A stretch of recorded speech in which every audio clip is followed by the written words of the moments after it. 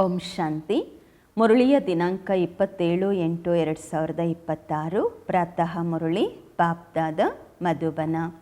ತಂದೆ ತಿಳಿಸುತ್ತಾರೆ, ಮಧುರ ಮಕ್ಕಳೇ, ಈಗ ಈ ಬೇಹದ್ದಿನ ಹಳೆಯ ಪ್ರಪಂಚದ ವಿನಾಶವಾಗಲಿದೆ, ಹೊಸ ಪ್ರಪಂಚ ಸ್ಥಾಪನೆಯಾಗುತ್ತಿದೆ.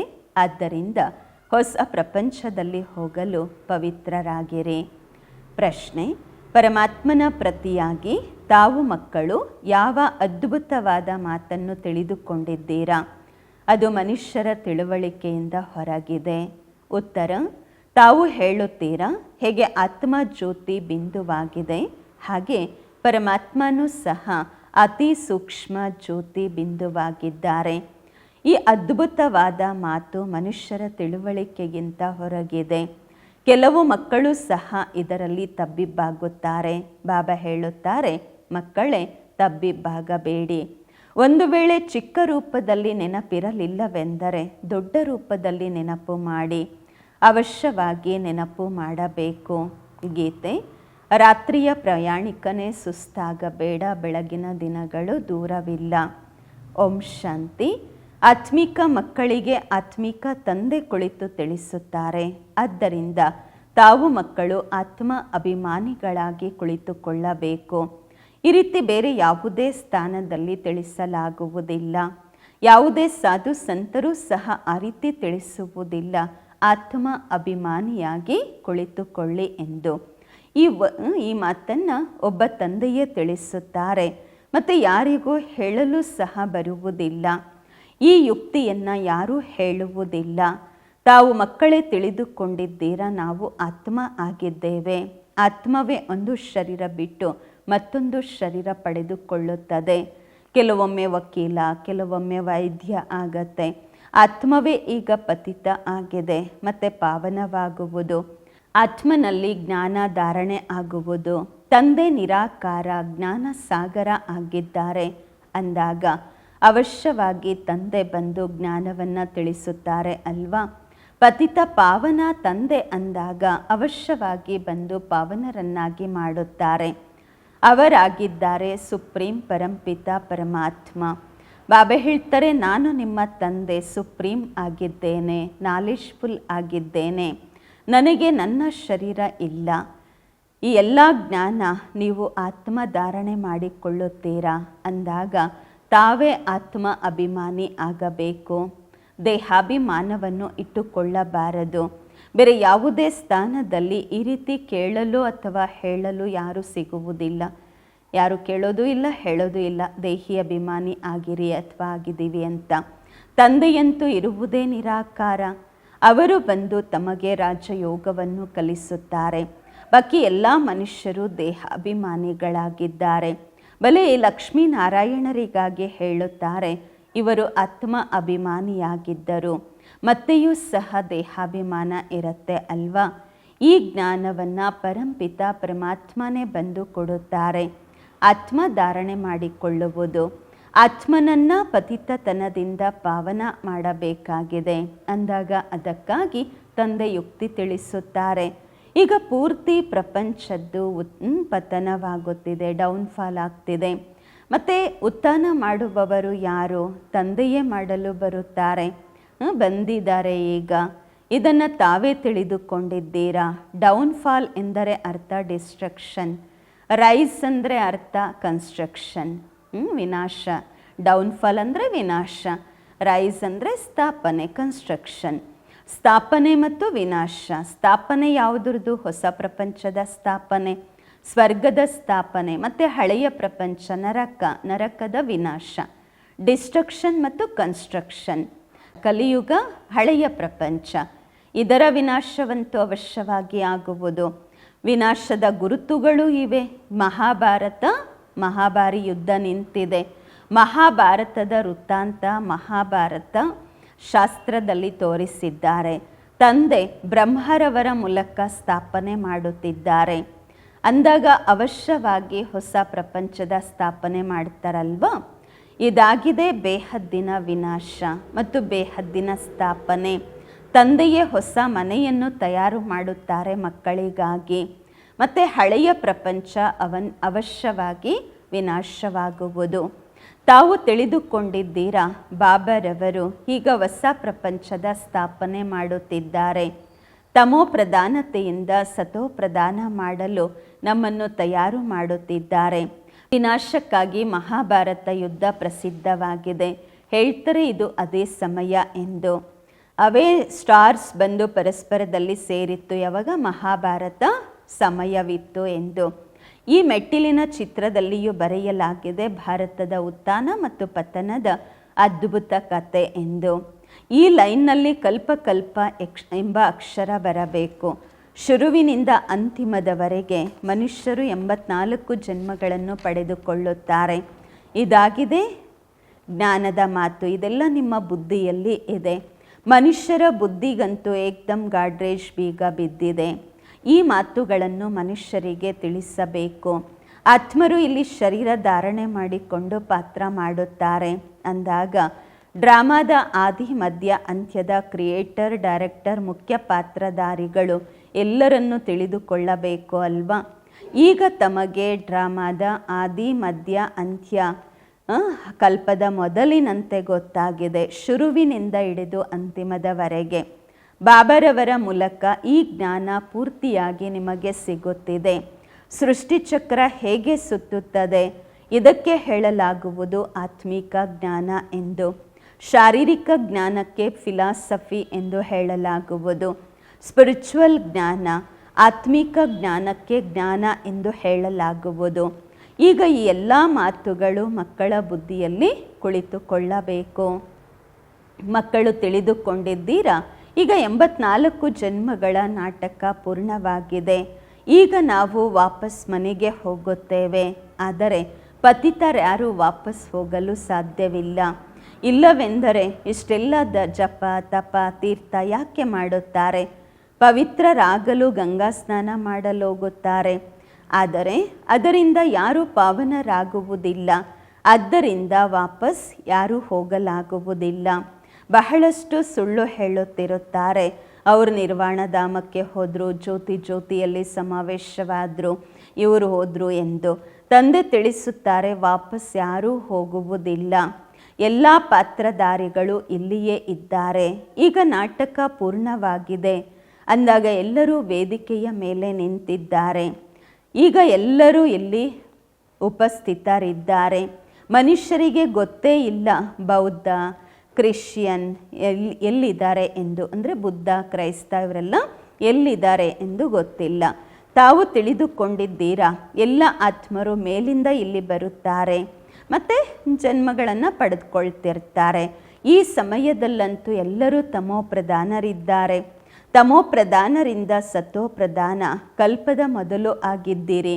ಬಾಬಾರವರೇ ಬಂದು ಸ್ಥಾಪನೆ ವಿನಾಶ ಮಾಡಿಸುತ್ತಾರೆ. ಹೇಳುತ್ತಾರೆ ಈ ಜ್ಞಾನ ರಾಜರಿಗೂ ರಾಜರನ್ನಾಗಿ ಮಾಡುವಂತಹದ್ದಾಗಿದೆ. ಈ ಬೇಹದ್ದಿನ ತಂದೆಯೇ ಇದನ್ನು ಹೇಳುತ್ತಿದ್ದಾರೆ.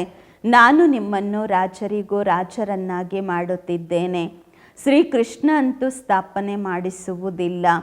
ರಚಯಿತ ತಂದೆಯಾಗಿದ್ದಾರೆ. ತಂದೆಯೇ ಬಂದು ತಿಳಿಸುತ್ತಾರೆ ನೀವು ನನ್ನನ್ನು ಕರೆದಿದ್ದೀರಾ. ತಂದೆಯೇ ಬಂದು ಹೇಳುತ್ತಾರೆ ಯಾವಾಗ ಸೃಷ್ಟಿ ಪತಿತವಾಗುವುದು ಆಗ ನೀವು ನನ್ನನ್ನು ಕರೆಯುತ್ತೀರಾ. ಈ ರೀತಿಯೆಲ್ಲ ನಾನು ಹೊಸ ಸೃಷ್ಟಿಯನ್ನು ರಚಿಸುತ್ತಿದ್ದೇನೆ ಎಂದಲ್ಲ. ಹೀಗೆ ತೋರಿಸ್ತಾರೆ ಪ್ರಳಯವಾಯಿತು ಎಂದು. ಇದೆಲ್ಲ ರಾಂಗು. ಮನುಷ್ಯರು ಕರೆಯುತ್ತಾರೆ ಏ ಪತಿತ ಪಾವನ ಬನ್ನಿ ಎಂದು. ಅವಶ್ಯವಾಗಿ ಪತಿತ ಪ್ರಪಂಚದಲ್ಲಿಯೇ ತಂದೆ ಬರುತ್ತಾರೆ ಅಲ್ವಾ. ತಂದೆಯೇ ಬಂದು ಶ್ರೀಕೃಷ್ಣ ಪ್ರಿಯ ಸಾಕ್ಷಾತ್ಕಾರ ಮಾಡಿಸುತ್ತಾರೆ. ತೋರಿಸುತ್ತಾರೆ ಶ್ರೀಕೃಷ್ಣ ಅರಳೆಲೆಯ ಮೇಲೆ ಸಾಗರದಲ್ಲಿ ತೇಲಿ ಬಂದರೆಂದು. ಇದು ಸರಿಯಾದ ಮಾತು. ಹೊಸ ಪ್ರಪಂಚದಲ್ಲಿ ಮೊದಲು ಶ್ರೀಕೃಷ್ಣ ಬರುತ್ತಾರೆ, ಸಾಗರದಲ್ಲಿ ಅಲ್ಲ, ಗರ್ಭ ಮಹಲಲ್ಲಿ ಬರುತ್ತಾರೆ. ಹೇಗೆ ಹೆಬ್ಬೆರಳನ್ನು ಚೂಸುತ್ತಾ ಬಹಳ ಆರಾಮವಾಗಿ ಗರ್ಭ ಮಹಲಲ್ಲಿ ಇರುತ್ತಾರೆ. ಸತ್ಯಯುಗದಲ್ಲಿ ಯಾರೂ ಮಕ್ಕಳ ಜನ್ಮವಾಗುವುದು ಗರ್ಭ ಮಹಲಲ್ಲಿ ಇರುತ್ತಾರೆ. ಗರ್ಭ ಮಹಲಿಂದ ಜನ್ಮ ಪಡೆಯುತ್ತಾರೆ. ಗರ್ಭ ಮಹಲಿನ ಮಾತನ್ನು ಅವರು ಸಾಗರದಲ್ಲಿ ಎಲೆಯ ಮೇಲೆ ಕೂತ್ಕೊಂಡಿರುವ ಹಾಗೆ ತೋರಿಸಿದ್ರು. ಅದೆಲ್ಲ ಭಕ್ತಿ ಮಾರ್ಗದ ಮಾತುಗಳು. ತಂದೆ ಈ ಎಲ್ಲ ಶಾಸ್ತ್ರಗಳ ಸಾರವನ್ನು ಕುಳಿತು ತಿಳಿಸುತ್ತಾರೆ. ಇಲ್ಲಿ ಗರ್ಭ ಜೈಲಲ್ಲಿ ಇರ್ತಾರೆ. ಅದಕ್ಕೆ ಹೇಳ್ತಾರೆ ಭಗವಂತ ನಮ್ಮನ್ನು ಹೊರಗೆ ಕಳಿಸಿ, ನಾವು ಪಾಪ ಮಾಡೋದಿಲ್ಲ ಎಂದು. ಆದರೆ ರಾವಣನ ಪ್ರಪಂಚದಲ್ಲಿ ಪಾಪವಂತೂ ಹಾಗೆ ಆಗುವುದು. ಮತ್ತೆಯೂ ಪಾಪ ಮಾಡಲು ತೊಡಗುತ್ತಾರೆ. ತಾವು ಅರ್ಧ ಕಲ್ಪ ಜೈಲ್ ಬರ್ಡ್ಸ್ ಆಗಿದ್ರಿ. ಕಳ್ಳರು ಜೈಲ್ ಬರ್ಡ್ಸ್ ಅಂತ ಹೇಳ್ತಾರಲ್ವ, ಕಳ್ಳರಿಗೆ ಹೊರಗೆ ಬರ್ತಿದ್ದಂತೆ ಮತ್ತೆ ಕಳ್ಳತನ ಮಾಡುತ್ತಿರುತ್ತಾರೆ, ಜೈಲಲ್ಲಿ ಮತ್ತೆ ಹೋಗ್ತಾರೆ. ಅದಕ್ಕೋಸ್ಕರ ಜೈಲ್ ಬರ್ಡ್ಸ್ ಅಂತ ಹೇಳುತ್ತಾರೆ. ತಂದೆ ತಿಳಿಸುತ್ತಾರೆ, ಇದು ರಾವಣ ರಾಜ್ಯ. ಅಲ್ಲಂತೂ ಈ ಮಾತುಗಳಿರುವುದಿಲ್ಲ, ಏಕೆಂದರೆ ಅದು ರಾಮರಾಜ್ಯ ಸತ್ಯಯುಗ. ಅಲ್ಲಿ ಗರ್ಭ ಜೈಲು ಇರುವುದಿಲ್ಲ, ಬೇರೆ ಸ್ಥೂಲ ಜೈಲು ಇರುವುದಿಲ್ಲ. ಇಲ್ಲಂತೂ ಎಷ್ಟು ಮನುಷ್ಯರು ಜೈಲಲ್ಲಿ ಇರ್ತಾರೆ. ಗರ್ಭ ಜೈಲಾಗಿದೆ ಅಂದಾಗ ಅದೂ ಜೈಲಾಗಿದೆ, ಡಬಲ್ ಜೈಲಾಗಿದೆ. ಕಲಿಯುಗದ ಅಂತ್ಯ ಅಲ್ವಾ? ತಂದೆ ತಿಳಿಸುತ್ತಾರೆ, ತಾವು ಮಕ್ಕಳು ಈಗ ಸ್ಥಾಪನೆಯ ಕಾರ್ಯ ಮಾಡುತ್ತಿದ್ದೀರಾ. ರೈಸ್ ಮತ್ತು ಫಾಲ್ ಪ್ರತಿ ಕಲ್ಪವು, ಭಾರತದ ಉತ್ಥಾನ ಮತ್ತು ಪತನ ಪ್ರತಿ ಕಲ್ಪವೂ ಆಗುತ್ತಿರುವುದು. ರೈಸ್ ಮತ್ತು ಫಾಲ್ ಪ್ರಪಂಚದ ಪೂರ್ತಿ ಆಗತ್ತೆ. ಅದರಲ್ಲಿ ಮುಖ್ಯ ಪಾತ್ರ ಭಾರತದ್ದಾಗಿದೆ. ಗಾಯನವೂ ಮಾಡುತ್ತಿರುತ್ತಾರೆ. ಆತ್ಮ ಪರಮಾತ್ಮ ಬಹಳ ಕಾಲದಿಂದ ಅಗಲಿ ಹೋಗಿದ್ದರು ಎಂದು. ಅದರ ಲೆಕ್ಕಾಚಾರವೂ ಬೇಕು ಅಲ್ವಾ? ಯಾವ ಆತ್ಮರು ಬಹಳ ಕಾಲದಿಂದ ಅಗಲಿ ಹೋಗಿದ್ದರು? ಮೊಟ್ಟ ಮೊದಲು ದೇವಿ ದೇವತಾ ಧರ್ಮದ ಆತ್ಮರು ಬರುತ್ತಾರೆ ಪಾತ್ರ ಮಾಡಲು. ಈಗ ಆ ದೇವತೆಗಳು ಇಲ್ಲ, ಯಾರು ರಾಜ್ಯ ಮಾಡಿ ಹೋಗಿದ್ದಾರೆ. ಅವರ ಚಿತ್ರಗಳು ಗುರುತುಗಳು ಇದೆ. ರಾಜಾಯಿ ಖತಮ್ ಆಗಿದೆ, ಅವರ ರಾಜ್ಯ ಸಮಾಪ್ತಿಯಾಗಿದೆ. ಸ್ವರ್ಗ ಸಮಾಪ್ತಿ ಆಗತ್ತೆ ಅಂದಾಗ ನರಕವಿರತ್ತೆ ಆ ಸಮಯದಲ್ಲಿ. ಮತ್ತು ನರಕ ಸಮಾಪ್ತಿ ಆಯಿತು ಅಂದರೆ ಸ್ವರ್ಗ ಆಗತ್ತೆ. ಅಂದಾಗ ಹೊಸ ಪ್ರಪಂಚದ ಕನ್ಸ್ಟ್ರಕ್ಷನ್ ಆಗುತ್ತಿದೆ. ನರಕದ ವಿನಾಶವಾಗುವುದು. ಕನ್ಸ್ಟ್ರಕ್ಷನ್ಗೋಸ್ಕರ, ಸ್ಥಾಪನೆಗಾಗಿ ತಾವು ಮಕ್ಕಳು ಬೇಕಾಗಿದ್ದೀರಾ ಅಲ್ವಾ? ಇರೋದು ಸಹ ತಾವೇ ಹೊಸ ಪ್ರಪಂಚದಲ್ಲಿ. ಮೊದಲಂತೂ ದೈವಿ ಗುಣಗುಳ್ಳಂತಹ ದೇವತೆಗಳು ತಾವಾಗಬೇಕು. ಈ ಗಾಯನವೂ ಇದೆ, ಮನುಷ್ಯರಿಂದ ದೇವತೆಗಳಾಗುತ್ತೇವೆ ಯಾವುದೇ ಯುದ್ಧವಿಲ್ಲದೆ. ಮತ್ತು ಕೊಳಕು ಬಟ್ಟೆಗಳನ್ನು ಭಗವಂತ ತೊಳೆದ್ರು ಅಂತ ಹೇಳ್ತಾರಲ್ವ, ಅಂದರೆ ಆತ್ಮರೆಲ್ಲರೂ ಪತಿತರಾಗಿದ್ದೇವೆ. ಈಗ ತಂದೆ ಮತ್ತೆ ಪಾವನ ಮಾಡುತ್ತಿದ್ದಾರೆ. ಭಗವಾನು ವಾಚ, ಗೃಹಸ್ಥ ವ್ಯವಹಾರದಲ್ಲಿ ಇರುತ್ತಾ ಕಮಲ ಪುಷ್ಪದ ಸಮಾನ ಆಗಬೇಕು. ಈ ನಮ್ಮ ಜನ್ಮ ಮೃತ್ಯು ಲೋಕದ ಅಂತಿಮ ಜನ್ಮವಾಗಿದೆ. ಇದರಲ್ಲಿ ಪವಿತ್ರರಾಗಬೇಕು. ಇದನ್ನು ಒಳ್ಳೆಯ ರೀತಿ ತಿಳಿಸಬೇಕು. ನಾವು ಈ ಮೃತ್ಯು ಲೋಕದ ಅಂತಿಮ ಜನ್ಮದಲ್ಲಿ ಪವಿತ್ರರಾಗಿರುತ್ತೇವೆ. ತಂದೆ ಹೇಳುತ್ತಾರೆ, ಈ ವಿಕಾರಗಳ ಮೇಲೆ ವಿಜಯ ಪಡೆಯುವುದರಿಂದ ತಾವು ವಿಶ್ವಕ್ಕೆ ಮಾಲೀಕರಾಗುತ್ತೀರಾ. ಮಕ್ಕಳು ಸಹ ಕೇಳ್ತೀರಾ ಮತ್ತು ಅನ್ಯರಿಗೂ ತಿಳಿಸುತ್ತೀರಾ.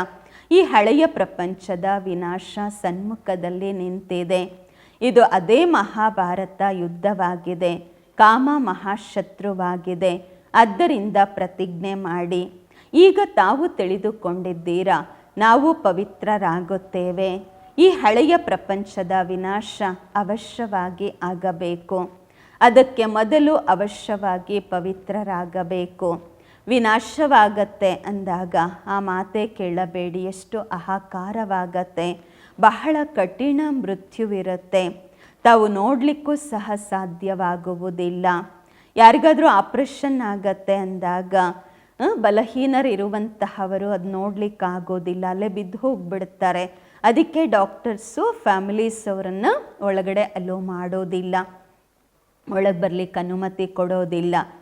ಇದಂತೂ ಎಷ್ಟು ದೊಡ್ಡ ಆಪ್ರೇಷನ್ ಆಗಿದೆ. ಪೂರ್ತಿ ಪ್ರಪಂಚ ಪರಿವರ್ತನೆ ಆಗುತ್ತೆ ಅಂದಾಗ ಎಷ್ಟು ದೊಡ್ಡ ಆಪರೇಷನ್. ಪರಸ್ಪರದಲ್ಲಿ ಒಬ್ಬರನ್ನೊಬ್ಬರು ಸಾಯಿಸ್ತಿರ್ತಾರೆ. ಡರ್ಟಿ ಪ್ರಪಂಚ ಇದು. ಮುಳ್ಳುಗಳ ಕಾಡಾಗಿದೆ. ವಿಕಾರಿ ಪ್ರಪಂಚ. ಸತ್ಯಯುಗಕ್ಕೆ ಹೇಳಲಾಗುವುದು ಗಾರ್ಡನ್ ಆಫ್ ಫ್ಲವರ್ಸ್ ಎಂದು, ಹೂಗಳ ತೋಟ. ದೇವತೆಗಳು ಚೈತನ್ಯ ಹೂಗಳಾಗಿರುತ್ತಾರೆ. ಮನುಷ್ಯರಂತೂ ತಿಳಿದುಕೊಳ್ಳುತ್ತಾರೆ, ನರಕದಲ್ಲಿ ಯಾವುದೇ ಹೂಗಳ ತೋಟ ಇರುವುದಿಲ್ಲ. ಅದು ಏನು ಬರುತ್ತೆ ಮನುಷ್ಯರು ಅದನ್ನು ಹೇಳುತ್ತಾರೆ. ಗಾರ್ಡನ್ ಆಫ್ ಅಲ್ಲಾಹ್ ಅಂತ ಹೇಳ್ತಾರೆ ಅಲ್ವಾ. ಮತ್ತು ಧ್ಯಾನದಲ್ಲಿ ನೋಡಿ ಬರುತ್ತಾರೆ, ಭಗವಂತ ಕೈಯಲ್ಲಿ ಹೂ ಕೊಟ್ಟರು ಅಂತ ಹೇಳ್ತಾರೆ. ಬುದ್ಧಿಯಲ್ಲಿ ಭಗವಂತನ ತೋಟ ಎಂದು ಬರುತ್ತೆ. ಭಕ್ತಿ ಮಾರ್ಗದಲ್ಲಿ ಸಾಕ್ಷಾತ್ಕಾರ ಮಾಡಿಕೊಳ್ಳಲು ಎಷ್ಟು ಭಕ್ತಿ ಮಾಡುತ್ತಾರೆ. ಸಾಕ್ಷಾತ್ಕಾರವಾಯಿತೆಂದರೆ ಹೇಳುತ್ತಾರೆ ಭಗವಂತ ಸರ್ವವ್ಯಾಪಿ ಎಂದು. ಏನು ಕಳೆದು ಹೋಗಿದೆ ಅದು ಪುನಃ ಆಗುವುದು. ತಾವು ಮಕ್ಕಳು ಯಾವ ಉಡುಗೆ ತೊಡುಗೆಯಲ್ಲಿ ಈಗ ಬಂದಿದ್ದೀರಾ ಹಾಗೆಯೇ ಬರುತ್ತೀರಾ ಕಲ್ಪದ ನಂತರವೂ ಸಹ. ಡ್ರಾಮವನ್ನು ಕೆಲವರಂತೂ ಒಳ್ಳೆಯ ರೀತಿ ತಿಳಿದುಕೊಳ್ಳುತ್ತಾರೆ. ಯಾರೆಲ್ಲ ಬಾಬನ ಬಳಿ ಬರುತ್ತಾರೆ, ಬಾಬಾ ಕೇಳುತ್ತಾರೆ ಮೊದಲು ಎಂದಾದರೂ ಬಂದಿದ್ರಾ ಎಂದು. ಹೇಳ್ತಾರೆ, ಹಾ ಬಾಬಾ, ನಿಮ್ಮ ಜೊತೆ ಕಲ್ಪದ ಮೊದಲು ಸಹ ಮಿಲನ ಮಾಡಿದ್ದೆವು, ನಿಮ್ಮಿಂದ ಆಸ್ತಿ ಪಡೆಯಲು ಬಂದಿದ್ದೆವು. ಬಾಬಾ ಕೇಳ್ತಾರೆ, ಯಾವ ಪದವಿ ಪಡ್ಕೊಂಡಿದ್ರಿ? ಬಾಬಾ ಮಮ್ಮ ಹೇಳ್ತಾರೆ ಅಂದಾಗ ಅವಶ್ಯವಾಗಿ ಅವರ ಮನೆತನದಲ್ಲಿಯೇ ಬರುತ್ತೇವೆ. ಬಾಬಾ ಮಮ್ಮ ಅಂತ ಹೇಳುತ್ತೀವಿ ಅಂದಾಗ ಅವ್ರ ಮಕ್ಕಳಾಗಿನೇ ಅವರ ಮನೆತನದಲ್ಲಿಯೇ ಬರುತ್ತೇವೆ. ಬಾಬಾ ಹೇಳುತ್ತಾರೆ, ಅಂತಹ ಪುರುಷಾರ್ಥ ಮಾಡಿ ಶ್ರೇಷ್ಠ ಪದವಿಯನ್ನು ಪಡೆಯುವಂತಹ ಪುರುಷಾರ್ಥ. ಈ ಎಲ್ಲ ಮಾತುಗಳು ನಿಮ್ಮ ಬುದ್ಧಿಯಲ್ಲಿವೆ. ಯುದ್ಧವೂ ಇದೆ, ನರಕ ವಿನಾಶವಾಗುವುದು, ಇದೆಲ್ಲ ಗೊತ್ತಿದೆ ನಿಮಗೆ. ವಿನಾಶವಂತೂ ಹಾಗೆ ಆಗತ್ತೆ. ನಿಮ್ಮ ಬಳಿ ಚಿತ್ರಗಳಂತೂ ಬಹಳ ಫಸ್ಟ್ ಕ್ಲಾಸ್ ಆಗಿವೆ. ಈ ಶ್ರೀಕೃಷ್ಣನ 2 ಗೋಲ ಇರುವಂತಹ ಚಿತ್ರ ಪ್ರಿಂಟ್ ಮಾಡಿಸ್ಬೇಕು. ಇದರಲ್ಲಿ ಜ್ಞಾನ ಸ್ಪಷ್ಟವಾಗಿದೆ. ಸ್ವರ್ಗದ ಬಾಗಿಲು ತೆರೆಯಲ್ಪಡುತ್ತೆ ಅಂದಾಗ ನರಕವನ್ನು ಕಾಲಿಂದ ಒದೀತಾ ಇದ್ದಾರೆ. ನಿಮ್ಮ ಮುಖ ಸ್ವರ್ಗದ ಕಡೆ ಇದೆ. ಇದಂತೂ ಬಿಲ್ಕುಲ್ ಆ್ಯಕ್ಯುರೇಟ್ ಮಾತಾಗಿದೆ.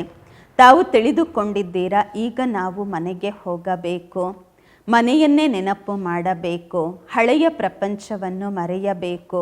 ಇದಕ್ಕೆ ಹೇಳಲಾಗುವುದು ಬೇಹದ್ದಿನ ವೈರಾಗ್ಯ ಎಂದು. ಹಳೆಯ ಪ್ರಪಂಚವನ್ನು ಬಿಟ್ಟು ನಾವು ಬಾಬನ ಬಳಿ ಹೋಗುತ್ತೇವೆ. ನೆನಪಿನ ಯಾತ್ರೆಯಿಂದಲೇ ಹೋಗುತ್ತೇವೆ. ಮುಖ್ಯವಾಗಿರುವುದೇ ನೆನಪಿನ ಮಾತು. ನೆನಪಂತೂ ಎಲ್ಲರೂ ಮಾಡ್ತಾರಲ್ವಾ. ಈಗ ತಂದೆ ಯಥಾರ್ಥ ಮಾತನ್ನು ತಿಳಿಸುತ್ತಿದ್ದಾರೆ, ಮಕ್ಕಳೇ ನನ್ನನ್ನು ನೆನಪು ಮಾಡಿ. ಇದಾಗಿದೆ ಅವ್ಯಭಿಚಾರಿ ನೆನಪು, ಅರ್ಥ ಸಹಿತವಾಗಿರುವಂತಹದ್ದು. ತಾವು ತಿಳಿದುಕೊಂಡಿದ್ದೀರಾ, ಶಿವ ತಂದೆ ಬಿಂದುವಾಗಿದ್ದಾರೆ. ತಮ್ಮನ್ನು ತಾವು ಆತ್ಮ ಬಿಂದು ಎಂದು ತಿಳಿದುಕೊಳ್ಳಿ, ತಂದೆಯನ್ನು ಸಹ ಬಿಂದುವೆಂದು ತಿಳಿದುಕೊಳ್ಳಿ. ಹೊಸ ಮಾತನ್ನು ನೋಡಿ ಮರೆಯುತ್ತಾರೆ. ತಮ್ಮನ್ನು ತಾವು ಆತ್ಮ ಎಂದು ತಿಳಿದು ತಂದೆಯನ್ನು ಮತ್ತು ತಮ್ಮ ಮನೆಯನ್ನು ನೆನಪು ಮಾಡಬೇಕು. ಒಳ್ಳೆಯದು. ಬಿಂದು ಚಿಕ್ಕದನ್ಸತ್ತೆ, ಮನೆ ಅಂತೂ ದೊಡ್ಡದಲ್ವಾ. ಮನೆಯನ್ನು ನೆನಪು ಮಾಡಿ. ಬಾಬಾರವರು ಸಹ ಅಲ್ಲಿ ಇರುತ್ತಾರೆ. ಬಾಬಾ ಹೇಳ್ತಾರೆ, ನೀವೆಲ್ಲರೂ ಅಲ್ಲಿ ಹೋಗ್ತೀವಿ, ಅಲ್ಲಿ ಬಾಬಾ ಇರ್ತಾರೆ. ಬಿಂದು ನೆನಪಾಗಲಿಲ್ಲ ಅಂದರೆ ಸರಿ, ಮನೆಯನ್ನು ನೆನಪು ಮಾಡಬಹುದಲ್ವಾ. ಅದಾಗಿದೆ ಶಾಂತಿಧಾಮ, ಪರಮಧಾಮ. ಸತ್ಯಯುಗ ಆಗಿದೆ ಸುಖಧಾಮ. ಇದಾಗಿದೆ ದುಃಖಧಾಮ. ಈಗ ತಾವು ನಂಬರ್ ವಾರ್ ಪುರುಷಾರ್ಥದ ಅನುಸಾರವಾಗಿ ಓದುತ್ತಿದ್ದೀರಾ. ಅನಂತರ ಸುಖಧಾಮದಲ್ಲಿ ಬರುತ್ತೀರಾ. ತಂದೆಗೆ ಮಕ್ಕಳಾಗಿದ್ದೀರಾ ಅಂದಾಗ ಅವಶ್ಯವಾಗಿ ಸ್ವರ್ಗದ ರಾಜ್ಯ ಭಾಗ್ಯ ಬೇಕಾಗಿದೆ. ಕಲ್ಪದ ಮೊದಲು ಸಹ ಶಿವ ತಂದೆ ಬಂದಿದ್ದರು, ಸ್ವರ್ಗದ ರಾಜ್ಯ ಭಾಗ್ಯವಿತ್ತು. ತಾವು ಮರೆತಿದ್ದೀರಾ. ತಂದೆ ಹೇಳುತ್ತಾರೆ, ಈಗ ಪುನಃ ನಾನು ಬಂದಿದ್ದೇನೆ ನಿಮಗೆ ರಾಜ್ಯ ಭಾಗ್ಯವನ್ನು ಕೊಡಲು. ಎಷ್ಟು ಬಾರಿ ತಾವು ರಾಜ್ಯವನ್ನು ಪಡೆದುಕೊಂಡಿದ್ದೀರಾ, ನಂತರ ಕಳೆದುಕೊಂಡಿದ್ದೀರಾ. ಲೆಕ್ಕವಿಲ್ಲದಷ್ಟು ಬಾರಿ ಆಸ್ತಿ ಪಡೆದಿದ್ದೀರಾ. ಮತ್ತೆಯೂ ಅಂತಹ ತಂದೆಯನ್ನು ಯಾಕೆ ಮರೆಯುತ್ತೀರಾ? ಮಾಯೆಯ ಬಿರುಗಾಳಿಗಳ ಜೊತೆ ಬಹಳ ಯುದ್ಧವಾಗುವುದು. ಆದ್ದರಿಂದ ನಾಟಕವನ್ನು ತೋರಿಸುತ್ತಾರೆ. ಮಾಯೆ ಆ ಕಡೆ ಸೆಳೆಯುತ್ತೆ, ಪ್ರಭು ಶಿವ ತಂದೆ ಈ ಕಡೆ ಸೆಳೆಯುತ್ತಾರೆ. ಜ್ಞಾನದಲ್ಲಿ ವಿಘ್ನ ಬರುವುದಿಲ್ಲ, ನೆನಪಿನಲ್ಲಿ ವಿಘ್ನ ಬರುವುದು. ಇದರಲ್ಲಿಯೇ ಪರಿಶ್ರಮವಿದೆ. ಈಗ ತಂದೆ ಹೇಳುತ್ತಾರೆ, ಮಹಾರಥಿ ಆಗಿರಿ. ಈ ಹಳೆಯ ಪ್ರಪಂಚಕ್ಕಂತೂ ಬೆಂಕಿ ಬೀಳಲಿದೆ. ಈ ಯಜ್ಞದಲ್ಲಿ ಪೂರ್ತಿ ಹಳೆಯ ಪ್ರಪಂಚ ಸ್ವಾಹ ಆಗಲಿದೆ ಅಂದಾಗ ಮಹಾವೀರರೂ ಆಗಬೇಕು. ತಾವು ಮಕ್ಕಳು ಅಟಲ, ಅಖಂಡ, ಅಡೋಲ ರಾಜ್ಯವನ್ನು ಪಡೆಯಬೇಕಾಗಿದೆ. ನಿಮ್ಮ ಬುದ್ಧಿಯೋಗ ತಂದೆಯ ಜೊತೆ ಆ ರೀತಿ ಇರಬೇಕು. ಬಲೆ ಎಷ್ಟೇ ಬಿರುಗಾಳಿಗಳು ಬರಲಿ, ಮಾಯೆ ಏನೂ ಮಾಡಲು ಸಾಧ್ಯವಾಗಬಾರದು. ಇದಾಗಿದೆ ನಿಮ್ಮ ಅಂತಿಮ ಸ್ಥಿತಿ. ಯಾವಾಗ ಟ್ರಾನ್ಸ್ಫರ್ ಆಗ್ತೀರಾ? ಹೀಗೆ ಶಾಲೆಯಲ್ಲಿ ಪರೀಕ್ಷೆ ಅಂತಿಮದಲ್ಲಿ ಆಗುವುದು. ನಿಮ್ಮ ಮಾಲೆಯೂ ಸಹ ಅಂತಿಮದಲ್ಲಿ ತಯಾರಾಗುವುದು. ತಮಗೆ ಬಹಳ ಸಾಕ್ಷಾತ್ಕಾರವಾಗತ್ತೆ. ಯಾರೇನಾಗ್ತಾರೆ, ಯಾರೇನು ಪದವಿ ಪಡೆದುಕೊಳ್ಳುತ್ತಾರೆ, ಅದೆಲ್ಲ ನಿಮಗೆ ಗೊತ್ತಾಗತ್ತೆ. ಇವ್ರು ರಾಜ ಆಗ್ತಾರೆ, ಇವ್ರು ದಾಸಿ ಆಗ್ತಾರೆ, ಎಲ್ಲ ತಿಳಿಸಲಾಗುವುದು. ಅಂದರೆ ಸಾಕ್ಷಾತ್ಕಾರವಾಗತ್ತೆ. ಆ ಸಮಯದಲ್ಲಿ ಏನೂ ಮಾಡಲು ಆಗುವುದಿಲ್ಲ. ಅನಂತರ ಪಶ್ಚಾತ್ತಾಪ ಪಡಬೇಕಾಗುವುದು. ಈ ರೀತಿ ನಾವು ಮಾಡಿದ್ವಾ, ಶ್ರೀಮತದಂತೆ ಯಾಕೆ ನಡೆದಿಲ್ಲ ಎಂದು.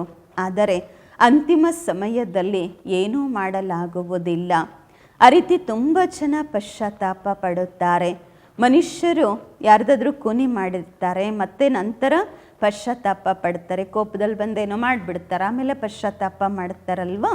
ಆದರೆ ಕೂನಿ ಅಂತೂ ಆಗಿಬಿಟ್ಟಿದೆ ಅಲ್ವ, ಕೊಲೆಯಂತೂ ಆಗಿಬಿಟ್ಟಿದೆ, ಮತ್ತೇನು ಮಾಡಲಿಕ್ಕೆ ಸಾಧ್ಯ. ಅದಕ್ಕೆ ತಂದೆ ಹೇಳ್ತಾರೆ, ಮಕ್ಕಳೇ ತಪ್ಪು ಮಾಡಬೇಡಿ, ತಮ್ಮ ಪುರುಷಾರ್ಥ ಮಾಡ್ತಾ ಇರಿ, ತಪ್ಪುಗಳನ್ನು ಮಾಡಬೇಡಿ. ಒಳ್ಳೆಯದು. ಮಧುರಾತಿ ಮಧುರ ಅಗಲಿ ಹೋಗಿ ಮರಳಿ ಸಿಕ್ಕಿರುವ ಮಕ್ಕಳ ಪ್ರತಿಯಾಗಿ ಮಾತ್ಪಿತಾ ಬಾಪ್ ದಾದಾರವರ ನೆನಪು, ಪ್ರೀತಿ, ಬೆಳಗಿನ ವಂದನೆಗಳು. ಆತ್ಮಿಕ ಮಕ್ಕಳಿಗೆ ಆತ್ಮಿಕ ತಂದೆಯ ನಮಸ್ಕಾರಗಳು. ನಾವು ಆತ್ಮಿಕ ಮಕ್ಕಳಿಂದ ಆತ್ಮಿಕ ಮಾತ್ಪಿತಾ ಬಾಪ್ ದಾದಾರವರಿಗೆ ನೆನಪು, ಪ್ರೀತಿ, ಬೆಳಗಿನ ವಂದನೆಗಳು ಹಾಗೂ ನಮಸ್ಕಾರಗಳು. ಧಾರಣೆಗಾಗಿ ಮುಖ್ಯ ಸಾರ. ಫಸ್ಟ್ ಪಾಯಿಂಟು, 84 ಜನ್ಮಗಳ ನಾಟಕ ಈಗ ಪೂರ್ಣವಾಗುವುದು.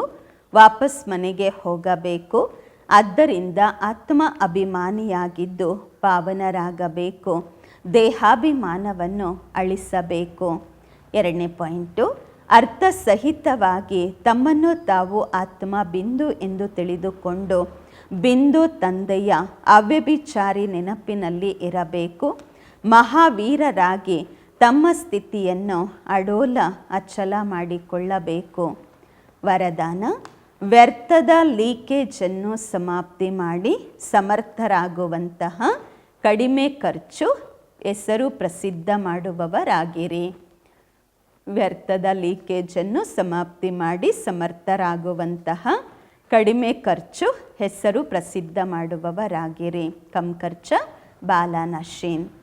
ವರದಾನದ ವಿಶ್ಲೇಷಣೆ: ಸಂಗಮ ಯುಗದಲ್ಲಿ ಬಾಪ್ ದಾದರವರ ಮೂಲಕ ಏನೆಲ್ಲ ಖಜಾನೆಗಳು ಸಿಕ್ಕಿವೆ, ಆ ಸರ್ವ ಖಜಾನೆಗಳನ್ನು ವ್ಯರ್ಥ ಆಗುವುದರಿಂದ ಬಚಾವ್ ಮಾಡಿ. ಆಗ ಕಡಿಮೆ ಖರ್ಚು ಹೆಸರು ಪ್ರಸಿದ್ಧ ಆಗಿಬಿಡತ್ತೆ. ವ್ಯರ್ಥದಿಂದ ಬಚಾವ್ ಮಾಡಿಕೊಳ್ಳುವುದು ಅಂದರೆ ಅರ್ಥ ಸಮರ್ಥರಾಗುವುದು. ಎಲ್ಲಿ ಸಮರ್ಥತೆ ಇರುತ್ತೆ ಅಲ್ಲಿ ವ್ಯರ್ಥ ಇರಲು ಸಾಧ್ಯವಿಲ್ಲ. ಒಂದು ವೇಳೆ ವ್ಯರ್ಥದ ಲೀಕೇಜ್ ಇತ್ತು ಅಂದರೆ ಎಷ್ಟೇ ಪುರುಷಾರ್ಥ ಮಾಡಿ ಪರಿಶ್ರಮ ಪಡಿ, ಆದರೆ ಶಕ್ತಿಶಾಲಿ ಆಗಲು ಸಾಧ್ಯವಿಲ್ಲ. ಆದ್ದರಿಂದ ಲೀಕೇಜನ್ನು ಚೆಕ್ ಮಾಡಿಕೊಂಡು ಸಮಾಪ್ತಿ ಮಾಡಿದಾಗ ವ್ಯರ್ಥದಿಂದ ಸಮರ್ಥರಾಗುತ್ತೀರಾ. ಸ್ಲೋಗನ್: ಪ್ರವೃತ್ತಿಯಲ್ಲಿರುತ್ತಾ ಸಂಪೂರ್ಣ ಪವಿತ್ರರಾಗಿರುವುದೇ ಯೋಗಿ ಮತ್ತು ಜ್ಞಾನಿತು ಆತ್ಮನ ಚಾಲೆಂಜ್ ಆಗಿದೆ. ಪ್ರವೃತ್ತಿಯಲ್ಲಿರುತ್ತಾ ಸಂಪೂರ್ಣ ಪವಿತ್ರರಾಗಿರುವುದೇ ಯೋಗಿ ಮತ್ತು ಜ್ಞಾನಿತು ಆತ್ಮನ ಚಾಲೆಂಜ್ ಆಗಿದೆ. ಅವ್ಯಕ್ತ ಇಶಾರೆ: ಅಪವಿತ್ರತೆಯ ಬೀಜವನ್ನು ಸಹ ಸಮಾಪ್ತಿ ಮಾಡಿ ಸಂಪೂರ್ಣ ಪವಿತ್ರ ಸ್ವಚ್ಛವಾಗಿರಿ. ಪರಮಾತ್ಮನ ಜ್ಞಾನದ ನವೀನತೆಯಾಗಿದೆ ಪವಿತ್ರತೆ. ನಶೆಯಿಂದ ಹೇಳ್ತೀರಾ ಅಲ್ವಾ, ಬೆಂಕಿ ಮತ್ತು ಹತ್ತಿ ಒಟ್ಟಿಗೆ ಇರಲಿಕ್ಕಾಗಲ್ಲ, ಆದ್ರೂ ನಾವಿದ್ರೂ ಬೆಂಕಿ ಹತ್ಕೊಳ್ಳೋಕ್ಕೆ ಸಾಧ್ಯ ಇಲ್ಲ ಅಂದರೆ ವಿಕಾರಕ್ಕೆ ವಶ ಆಗ್ಲಿಕ್ಕೆ ಸಾಧ್ಯ ಇಲ್ಲ. ತಾವು ಭಾಷಣಗಳಲ್ಲಿ ಹೇಳ್ತೀರಾ ಪವಿತ್ರತೆ ಇಲ್ಲದೆ ಯೋಗಿತು ಆತ್ಮ ಜ್ಞಾನಿತು ಆತ್ಮ ಆಗಲು ಸಾಧ್ಯವಿಲ್ಲ ಎಂದು. ಅಂದಾಗ ಈ ಚಾಲೆಂಜನ್ನು ಈಗ ಪ್ರಾಕ್ಟಿಕಲ್ ರೂಪದಲ್ಲಿ ತನ್ನಿ. ಓಂ ಶಾಂತಿ.